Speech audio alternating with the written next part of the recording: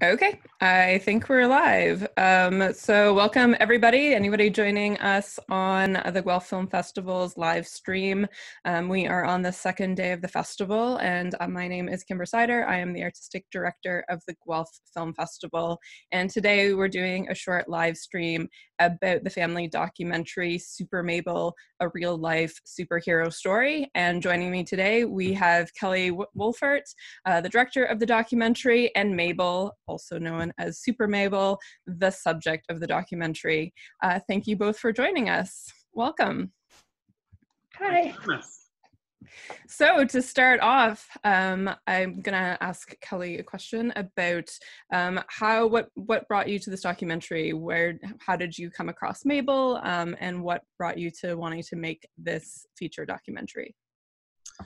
Yes, SpiderMable was a really amazing day in Edmonton. It started out obviously as a wish, and we were working with Children's Wish Foundation of Canada, and we just wanted to help them maybe with a corporate video or something to be able to show what a different wish looked like, because they were used to doing swimming with dolphins or going to Disneyland or something, and they're great at those. They just didn't know how to build a story. So we worked with them on that and then decided to film it. And then at the end of the day, after seeing all the success and support on Twitter and Peter Mansbridge reading about it on CBC, national news, that's when we knew that we had something, that day was very special. Yeah, for sure. Mable, it's been a little while now since that day. How has it felt to have your life turned into a feature documentary? It's just amazing to see how much interest people took in like my wish day.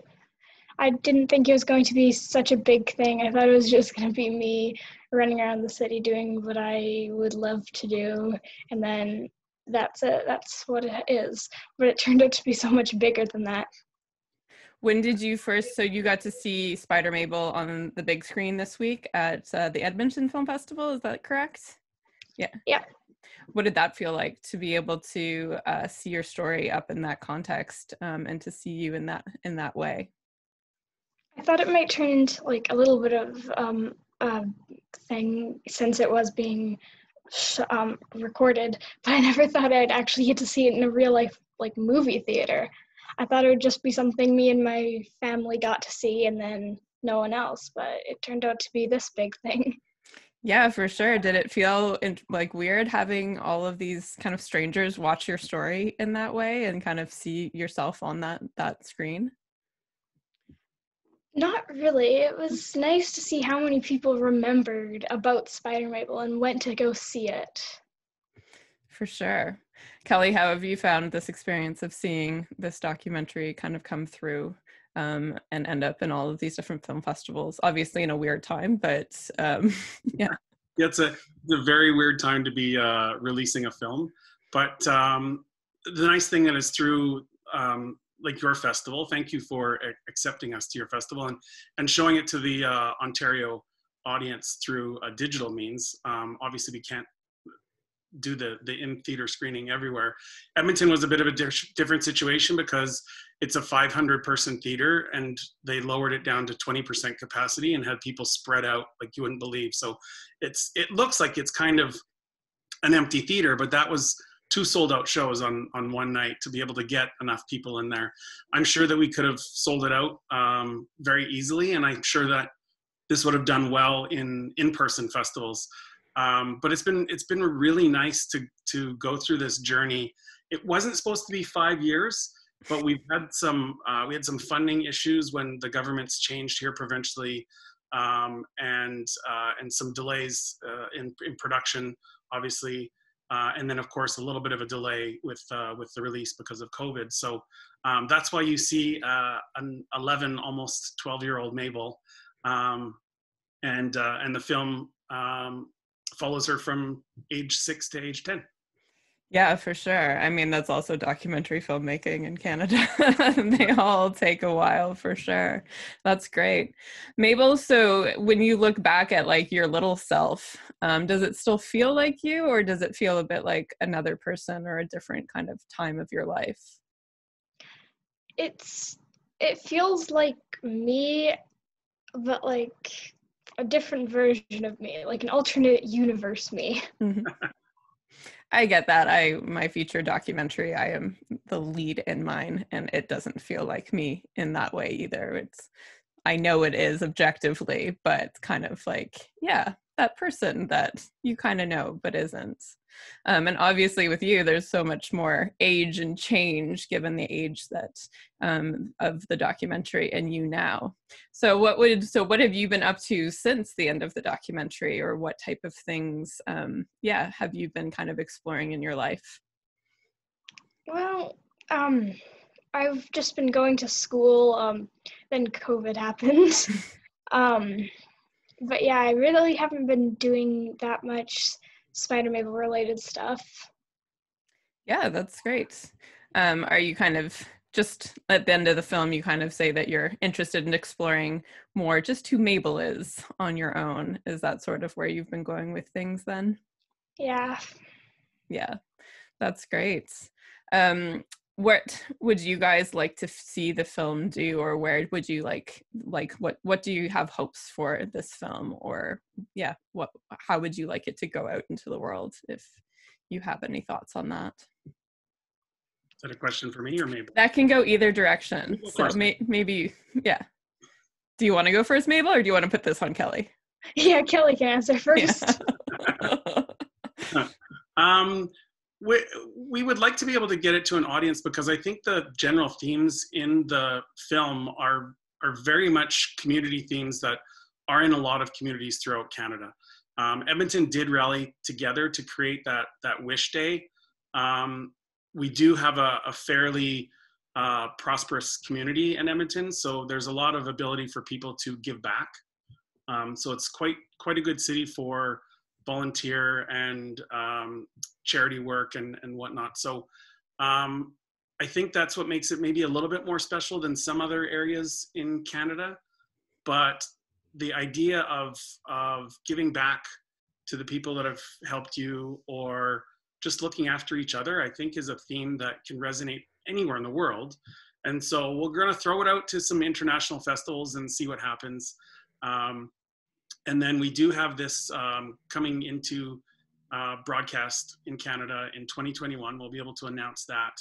And then we are looking at the US market as well. And surprisingly, when I went to China for a couple of other projects, we had this poster with us and we showed it to people. And I think the poster alone is quite alluring to the Asian community, Asian countries. So we might want to look at what can happen there. Mm-hmm. Of course, we have to sort of wait and find out what's going to happen with the pandemic and everything first. For sure. And what about you, Mabel? Do you have any hopes for the film, or where it might go, or what you would like to see it do? Personally, I think that there's enough film in there to have a full-on series. Mm-hmm. Yeah, for sure. Do you think that would be documentary, or do you think this could be there's spin-offs from SpiderMable? What are you thinking?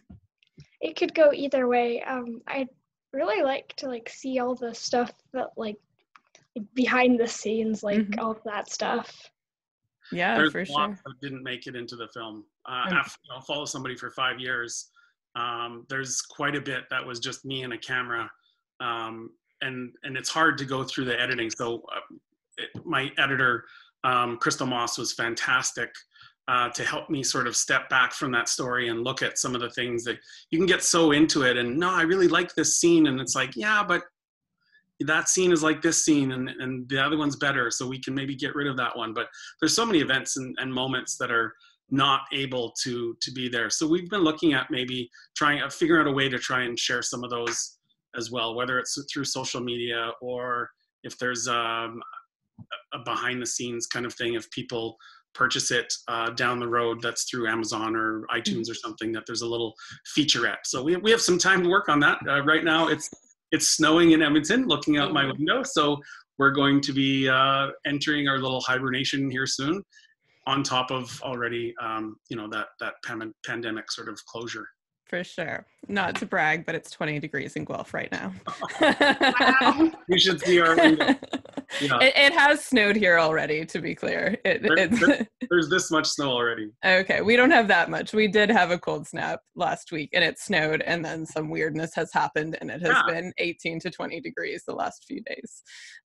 So yeah, for sure. I mean, there are some benefits of this downtime and this isolation to get some more of those projects out, for sure. And the community building aspect of the documentary are so lovely, and that is actually one of the 3 themes of our film festival. We do social justice, the environment, and community building, and what you both have created and demonstrated is so lovely in that ways. And constantly, as my programming team was watching it, and one of our programmers that really advocated for this film were just like, oh man, it just gets you in all of the feels, and like you're so invested in it.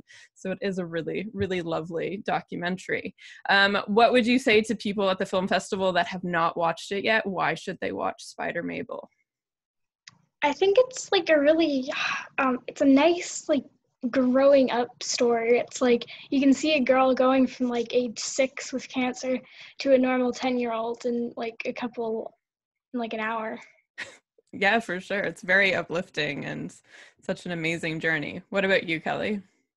Yeah, I think it's an inspiring story. The courage and honesty that Mabel had at 6, and not even probably knowing it, she's just being herself, but it's so engaging for people to get involved. That's why we wanted to spend a good chunk of time on the Wish so that people could see who she was. Mm-hmm. And we know we had a film the first time that we interviewed Mabel, or actually interviewed SpiderMable on the couch. And just some of the profound comments that came from a 6-year-old is like, let's just follow for a little while longer and see what happens. So I think it's an inspiring story. We need those right now. This is a really difficult time. It's a little bit happier of a day today because there's some change politically that's happening in the world, which I'm happy about. But just to share that positivity and that let's look out for each other. I think that's the what I want people to walk away from watching this is that we're all in this together, and we can do it a lot better if we're looking after each other. Yes, for sure. No, I think that's an amazing, amazing reason to watch this film. And there's so many great aspects of this that do lift up and bring people together, and hopefully can inspire more people to be community minded and care for each other and create amazing, fantastical experiences, because we all need more of those, even in isolation, for sure. So we should probably start wrapping it up. Is there anything, final things that either of you would like to say, or is there anything that you'd like to say that you haven't gotten to say so far? Anything? Thank you for having us on this interview. Thanks for joining me. Any final thoughts? Yeah, thanks again to Guelph for selecting us in that category as well, because that's really what we were trying to create, was an inspiring community documentary that people can connect with anywhere in the world. And it's really nice that people in Ontario got a chance to see it, even during all of this craziness.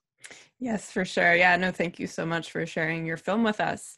Okay, go for it. Yeah. If people are going to watch it, just let us know that you watched it, or obviously tag the festival in your posts on social media, and hashtag SpiderMable. And then we'll be able to keep track of it. If you want to give a follow and find out more what's going on, just search for SpiderMable the film on social media.